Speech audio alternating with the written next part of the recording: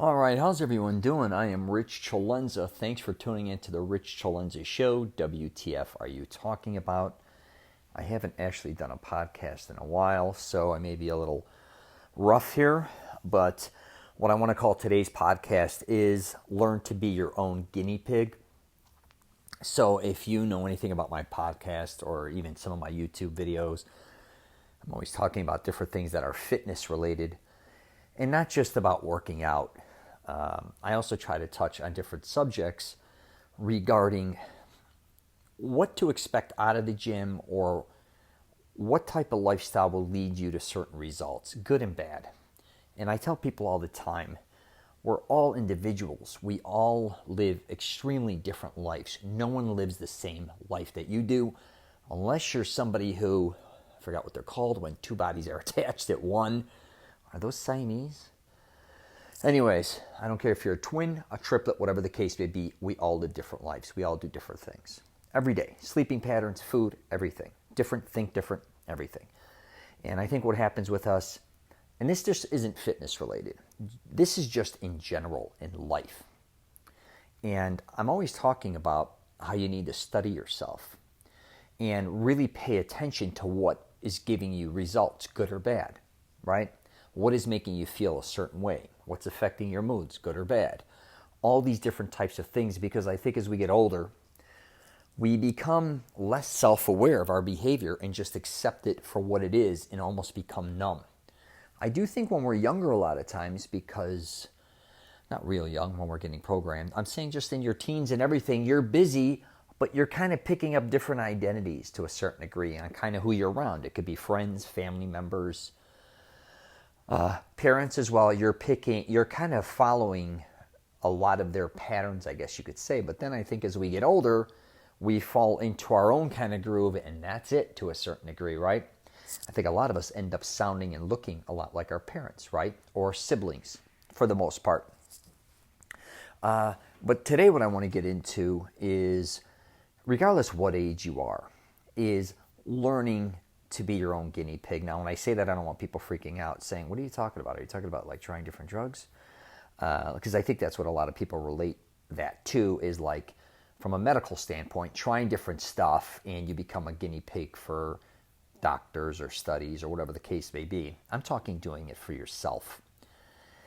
And no matter who you are, again, things are going to affect you differently, right? Even if it comes down to the simplest thing like drinking water, some people drink a lot of water, they feel great. Some people drink a lot of water, they get aggravated, they got to piss all the time. Some people drink water, they think it helps their skin. Other people drink water and they feel bloated. I'm just using this for an example where, you're always being told to drink this amount of water, it's never enough, or this or that. Again, it's got to work for you, okay?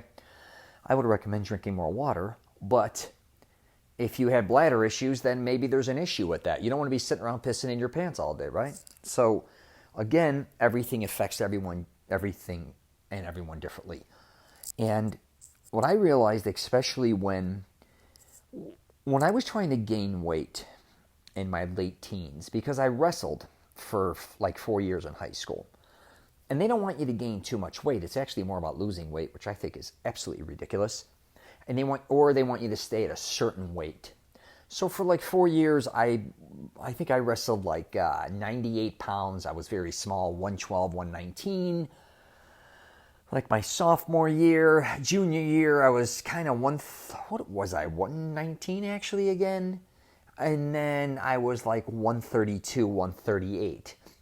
And one of my closest friends always had he didn't always, but he had problems with his weight. So I tried to stay at a weight where I could cover both weight classes for us. So if he couldn't make 138 or 132, I can drop down that day or the day before and make 132 and he'd be 138. If he wanted to go 132, I go 138. I just always wanted us to be, we're captains and I want to make sure we both wrestled, obviously, but we also made weight for both of us. And then I remember getting a lot of things regarding wrestling in college and things like that. And some of my friends wrestled and some were getting offered scholarships. I think some local junior colleges kind of reached out to me and some coaches were talking to me and my mother, or I think I was just disregarding it. I had no interest in wrestling at high school. I also went to Nick Voluntary Tennis Academy, and I had no interest in playing tennis after high school as well. My interest was getting as big and as strong as possible and becoming, I can't say an animal, but I wanted to be somebody at that point in time where when I walked down the sidewalk, people got out of my way.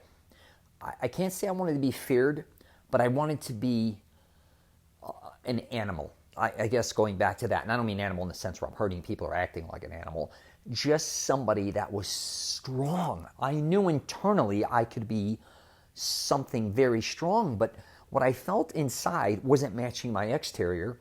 So I'm graduating high school at like 5'5", 5'6", at 138 pounds again, and everyone's bigger than me. And by no means are they stronger than me. I was probably one of the strongest kids in my high school. I think I was probably one of the strongest bench pressers, even though I was like one of the smallest guys. And I just said, I kept analyzing my life and saying, well, am I not getting enough nutrition? Am I not getting enough sleep? I even knew because I was always tired and I didn't feel good. So one of the things I did after high school is I moved to Florida and worked with my dad. And what was interesting is when I was in Chicago with my mother, and all the Italians, I had all the best foods. All they did is cook and eat, and that's all they really still do. But when I went to Florida, I didn't realize how great that food was. But now I was on a mission not to cut weight. I was on a mission to become massive and big. I thought I'd only probably be like some of my uncles, a lot of my Italian uncles, they're shorter. My dad was 6 feet tall, and my mother's tall, like 5'6" or 5'7". I was shorter than both of them by far. My dad used to nickname me the shrimp. I think my mom felt bad for me because of how little I was, and a lot of my other cousins on my father's side, who we all look alike now, were all very thin. They're not very tall either. Back to a lot of Italians, they're just not. So I thought I was going to be like the shorty. And I also think maybe I stunted my growth, by not gaining weight throughout high school. Was I trying to maintain a certain weight for wrestling? Was that stunting my growth? Maybe it was. I don't know. But after I graduated, take a year and a half later, I went up to 5'10", and then I'm 220 pounds, but I just kept lifting weights. I worked with my father, which was basically moving a lot of equipment throughout the day, and then I'd go to the gym. I mean, that's literally what I did. So I was constantly lifting things. So that started to build strength. I started to pay attention to what was, I didn't take a lot of supplements. I took some Gainer's Fuel, some stuff in Florida called Hot Stuff. I didn't feel good. It almost made me belch or almost throw up. And then I started spitting up blood. And I was getting this stuff at GNC. And I just didn't feel good. I'm like, what makes me feel good is just eating steak, eating chicken, drinking smoothies, and things in that nature. Supplements did not make me feel good. I didn't even like vitamins. I liked Flintstone vitamins, but as soon as I took another vitamin, I felt weird.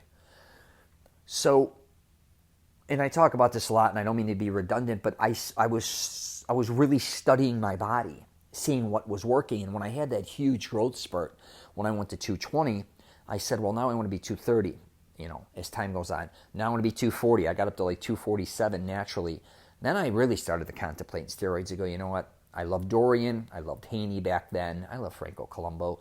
But I was starting to think, and this wasn't from a bodybuilder's perspective. I think a lot of guys who want to bodybuild, they become guinea pigs for their own life, whatever they're doing, good or bad. I don't mean in a bad way either. But I don't even know why I was doing this, but I was constantly mentally studying what results I was getting out of what I was doing. That included workouts. That included sleeping. That included everything. The times I was working out. I'm like, wow, am I better in the mornings before, or am I better in the afternoon? I couldn't do a lot of afternoons for working, but am I better right after work? Or am I better like eating dinner and then waiting an hour or two and then doing it? Or am I better off going it later at night? All these different types of things I started to do. And I would test it for like a month or two or whatever, and then say, wow, that worked or that didn't work. I'm getting these results. And the same I would do in life too. And I think that's what a lot of people should learn what to do regarding their life, regardless what age it is. Now, I'm talking more of a weightlifting, what I went through back then. But to this day, I still do these things. So when I'm traveling, I'll give you an idea too. So I've been traveling the last 10 years, and I said, as time went on, I have to study and see what works best for me. Because at the beginning of traveling, one, I knew how to travel because in my youth I traveled. But I stopped for a while when I had kids. But when I went back to traveling, especially hitting a lot of cities and states all over North America, I had to analyze and say, what's going to work for me? Like, do I set up my flights where I work out in the morning, then catch a flight and then go there, or do I catch a flight, then I land and then I work out, and then what am I eating in the airports? How much sleep do I need at night? So this took me a while, but I figured out what worked best for me is kind of the opposite of what everybody else was doing, which was most people I know want to catch early flights to get to their destination as early as possible or in the mid-afternoon so they don't lose the entire day. And I started to do that. I was catching more morning flights, and the company I was working for then, they all liked, everybody there liked early flights, so they kept booking me early flights. I felt like a goddamn zombie. Because if you're catching a flight at 6, 7, 9 in the morning, as you know, you got to be there 2 hours early. So you're getting up at 3, 4, 5 in the morning, catch 1 or 2 flights. By the time you get there, you still got to eat again. I get there, and then I wanted to work out, and I just did not feel like myself. At first, the first day's not bad or 2, but then all of a sudden the hammer comes down on me, and I'm not a morning person. But I realized, too, I just didn't feel good. And I never get sick. I mean, if anybody knows anything about me, I'll never use the excuse I get sick. I can't use it because I don't get it. So if you ever hear me say at work I'm sick, which I don't think anybody's ever really heard, if you do hear it, that means I'm sick. Like I would probably be wiped out. Now, I get a sore throat or runny nose a little bit, but it goes. But I started to feel real worn down, and I started to kind of feel like something's coming on all the time. But fortunately, I didn't do that. I didn't get sick. But what I realized is when I stuck on the same sleeping schedule, mornings and nights, it worked out for me. Now, I know there's a lot of different time changes, and I just went through one yesterday. I had a flight to Calgary, so I got 2 hours. I was on the East Coast. And getting the 2 hours is great. It's when you lose a lot of sleep, when you go back to the East Coast, let's just say. So now you go from getting 3 hours to the way West Coast, then you lose 3 hours. It's a big difference. But I had to realize, no matter what time it was, I wanted to wake up at roughly the same time, which is like could be 7:30 to 8:30 in the morning or 9-ish. Because I know I'm going to stay up till 1 no matter what, 12. Now, a lot of people are like, what, you mean you ruin your whole day? You're flying, and you're going to catch a flight at what, 12? And then land wherever later at night? And then how much time do you have to work out at night if you do want to work out? I'm like, I just go at night. That works out best for me. When I started screwing with all these morning or different sleeping patterns, so 1 minute I'm up at 4 in the morning to catch a flight, the next one 6, the next one could be, I'd have to catch a red eye, or the next one is a later flight. All these things took an effect on me. And this goes for work as well. Like the way you work, I kind of do mornings or later at night. But regardless of what job you have, back to being a guinea pig for yourself, really study everything you're kind of doing. And I know we kind of get caught in a rhythm of saying, like, I want coffee in the morning because that's whatever. I get it. I can't eat breakfast, but I could do this at lunch and I do this at dinner, and you get caught in a pattern where you kind of feel like shit all the time. You're like, well, again, maybe coffee isn't what you need in the morning. Maybe it's orange juice. Maybe you need oatmeal. Maybe you do need food now. Because as you're getting older, things are changing. Or maybe you should not have huge breakfasts like I see all over North America as people overeating. Breakfast, lunch, dinner. All these different types of things you have to pay attention to, especially as you get older, because your body is changing. And I think the one thing we do more than ever, and you could see this with most men, I'm not going to talk about women because I'm a man and I'm around a lot of guys too, is they're always gaining weight, right? And they're always feeling, a lot of them, slower, more tired. They want to sit more. And if you want to do that, wonderful. But if you don't want to do that, pay attention again and start testing different things, back to being the guinea pig. What is making you put the weight on? Also, what is making you feel tired? You not doing anything or doing less can actually, as you know, hurt you more. The more active I realized as I got older, the better off I felt, even if it's made up shit. Now, that may sound crazy to you, but I've been doing this even lately. I've been doing a study where I've been doing a lot of walking, more than usual, including my workouts. at night, because I'm always telling people if you want to, lose weight, just walk. But I'm working out too, but I'm still walking for like an hour, hour and a half. I put YouTube on, listen, and go. At night, I was doing this after dinner, even after I worked out, all that. I was walking, and I started to just breathe better. I feel better. And I'm just incorporating more activities in my life if I can fit them in. I live in Orlando, so I could go to Universal, I can go to Disney, I can go to other places and just walk around. I know a lot of people, and especially in colder weather states, don't have that opportunity. But if you're getting older, and I've read a lot about this too, is when you get older, you don't need less exercise. You need more. You need more movement. You need more blood flow. That doesn't mean you have to beat the shit out of yourself like you did when you were 20, 30, even 40 years old, even in a gym. You can back that up maybe and enjoy it. Go in there. I talk about this all the time. Swim, if you want to ride a bicycle or just, again, walking, hiking, just getting a lot of blood flow. And I think too, I'd hate to say this, I think when people get older, they frown upon having to do more. And it's cool to do less, like to be wealthy and be fat. And I remember my friend, when I was making a lot of money in my 20s, I joined this exclusive club. It's pretty exclusive in Orlando, Florida. Whatever, and I was going to it, and you had to spend a certain amount of money per month. And we had a workout center there, and then they golfed. I didn't golf, but you'd go to dinners there and meetings and all these different, and it was cool. But I realized it was all about kind of sitting around and bullshitting all the time, or eating dinners, and I'm all about eating dinners, but long dinners, like white glove dinners, all these things, and being catered to, and it's wonderful. And I remember I once sat, it was lobster night, or they had a festival or something there, a big lobster thing, and it was great. And my buddy was with us, and I took him with me, and one of my close buddies goes, "Yeah, you're just like them, you're fat." And I said, "Yeah, I know, I'm heavy." I said, because I was like 250. He goes, No, I mean, like, when you're starting to make a lot of money and you're just kind of fat, you're just sitting there and everyone's fat. They're just cool and they're confident and they don't got to do much. They just sit around and tell everybody else kind of what to do. And I looked around and I said, yeah, and I was like, wow, I'm getting heavy, which I was from lifting weights and stuff, but I was also gaining weight just from eating too much steak and eating it and this isn't just for like a few months, I'm talking for years. I said, yeah, this is not healthy. And I was looking at everybody in the room, the men, most of them were a lot of them were very wealthy, but just looked unhealthy. So if I think times have changed, because that's the 90s, the early 90s, and even the 2000s, where I think a lot of older men, or even middle age, because I was like in my late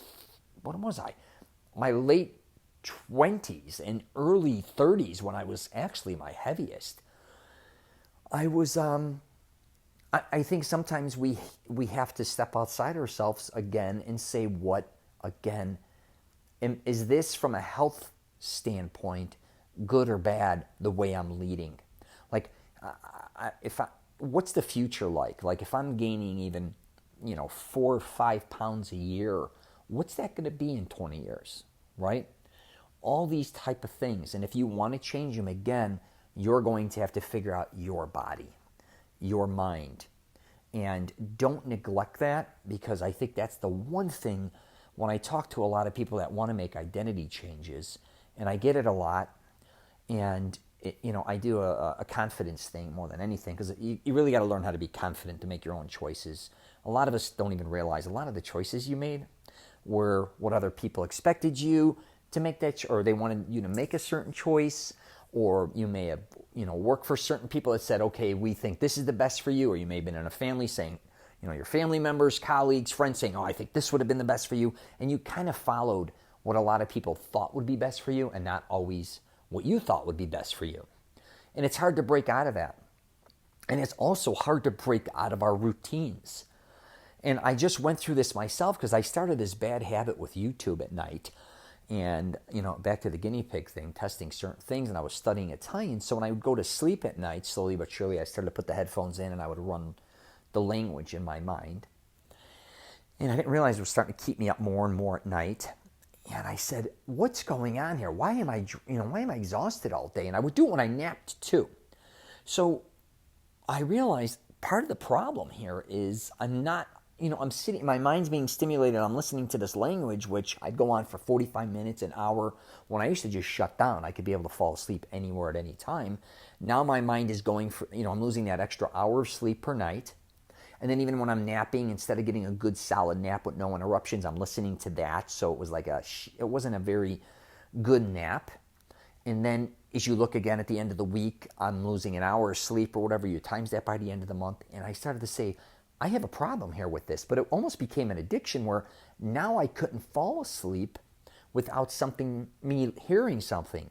And my whole life, I used to tell people, don't keep your TV on, at least as far as what I saw, or keep on a radio, because for me, quiet and silence, when I studied what worked best for me, the quieter it was for me and I shut down to sleep, it was just really good rest. Where if I'm listening to somebody playing music or I was listening to music, I was kind of in and out of sleep. I'd fall asleep and then the music would wake me up. Then I'd fall asleep and then it would wake me up. And then eventually the music would go. But same with falling asleep watching TV, then a commercial would come and it would jar me. So back to my bad habit, I've recently said, hey, why do you feel this way? And I said, it's probably me listening to this, YouTube with Italian. And even though I'm getting good results, learning so many different words, I had to say, hey, instead of doing this, take out an hour of your day or whatever, just, to learn the words, but not affect your sleep. And we start these type of habits, and they're really hard to break because we like them and we enjoy them. But before you know it, we don't realize that they're really hurting us and not helping us. And we all know smoking, drinking, we get it, whatever, or drinking a lot, which, whatever. Regarding that, I'm not even going to get into that. We all know, some people can drink and they can function properly. Some people can even smoke. I've had family members that smoked up until their 80s and 90s, Italians, and they were fine their whole life. So, and I know other people get cancer, blah, blah, blah. But again, if that's something you enjoy, God bless you. But there's a lot of other things in your life that you may not be paying attention to that is affecting you. And it really could be, and I've talked about this, I've gone through this with my mother with this Netflix obsession, shouldn't say fascination. She loves Netflix. So I'm telling her, and she's like, I'm always tired. I don't feel good. I'm like, you're up till 3 a.m. binge watching. How do you expect to feel the next day? But I says, when you're watching Netflix at night, you're very excited. You're very alert because you're doing something you love. But then the next day, you're paying the price. So it's almost like a hangover. It's like a television hangover, I told her. You got to get a balance. Just to learn at midnight, shut it down, go to bed, and you got to wake up at a certain amount of time, have some consistency. And I'm all about being all over the place because I like experimenting. But my mother's older now, and she knows she needs this amount of sleep, or she should have this amount of sleep, and she should be getting up at a certain time. Again, she needs to figure out what time that is. Does she need 7 hours sleep, 8, 9? Does she need an hour nap?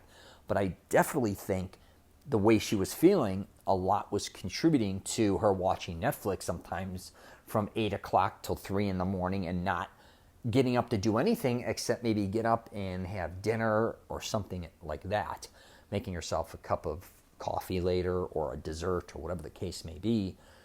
Again, I think a lot of us get caught in that rhythm, and I'm going to wrap it up with this. And I talk about this, and I don't think people really realize how much they sit around. And that isn't, a lot of people work their ass off all day, right? And then they come home, they eat dinner. If they don't work out or they don't do anything with their kids or something, say they go to the couch and they'll watch the news, especially now more than ever, I think. People want to know what's going on in the world of politics, sports. Again, Netflix, there's a lot of shit going on with television. Hulu, now Disney Plus, ESPN Plus, or whatever that is, and YouTube, it goes on and on and on. So say you sit down at 7, 8 o'clock and you don't get up till, say, sometimes midnight. Or you'll watch TV for a few hours, go get ready for bed, and then go in your bedroom and maybe watch another 2, 3 hours of television, or put your phone on, or grab your iPad.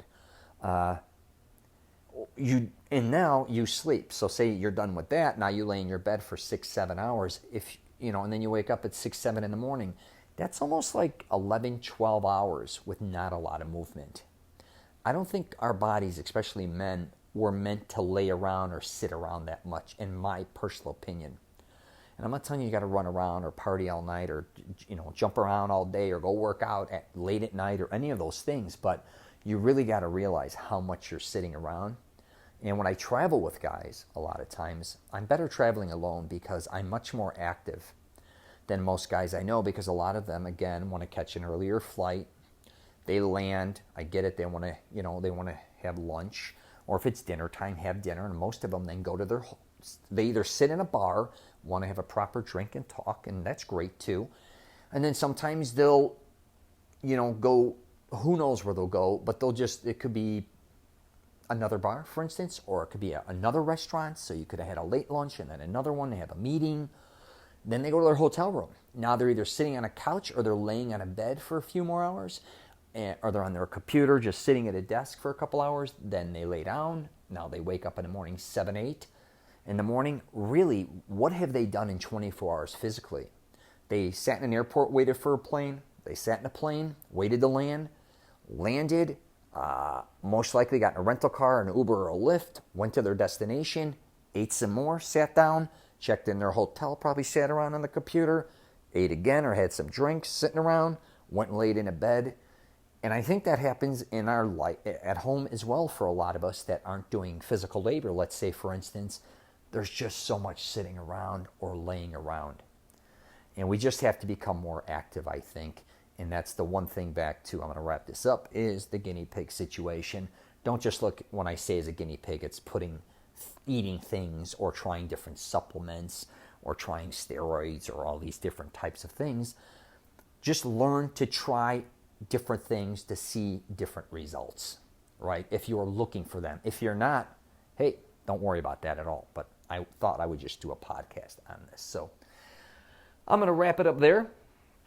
If you get a chance, you might want to check out my YouTube channel. I put a lot of different things, like I said earlier, on there regarding fitness, but I also travel all over North America. So I give you different places I like to go to, different workouts as well, different gyms, restaurants. I'm going to start maybe changing that up and getting more confidence orientated, I think, on that. But I'm also on LinkedIn, Twitter, Instagram, and Facebook as well. So yeah, try and take care of yourself, man. It's really on you. No one else is going to be able to take care of you but you, for the most part. That doesn't mean you can't have, your wife, your girlfriend, your lover, whoever that is, or a nurse take care of you. But no one knows you like yourself.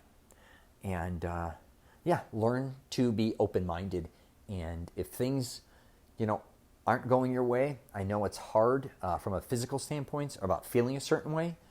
First acknowledge, hey, I don't feel good anymore. I think a lot of us, again, just ignore that. Don't keep ignoring that. Pay close attention, because once your health goes, as you know, you are nothing. And if you don't care about your health, that's a whole different thing. Then do whatever you want to do. But if you do want to, have a healthier life, I think you just need to pay attention more to your health. All right, take care, and if you're traveling, safe travels.